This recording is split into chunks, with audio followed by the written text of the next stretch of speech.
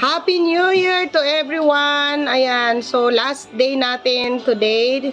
Today is December 31, 2023. So isang tulog na lang, bukas ay 2024. So gusto kong ibahagi ang salita ng Diyos mula sa ikalawang Korinto chapter 9 verse 8. Panghawakan po natin ito. Sabi ng salita ng Diyos, magagawa ng Diyos na pasaganain kayo sa lahat ng bagay at higit pa sa inyong pangangailangan upang sumagana kayo para sa mabubuting gawa. Ayan, purihin ang pagkabasa ng salita ng Panginoon.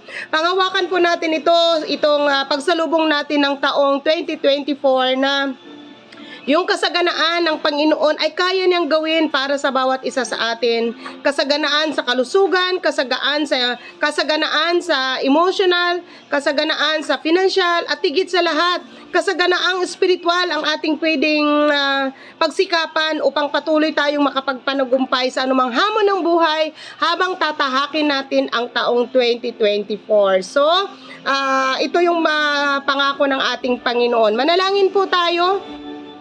Panginoong Diyos, salamat sa oras na ito, salamat sa buhay mong salita na pwede naming panghawakan sa taong ito, Panginoon, na aming tatahakin, O God. Pagpalain mo, O Diyos, ang bawat mga nakapakinig nito.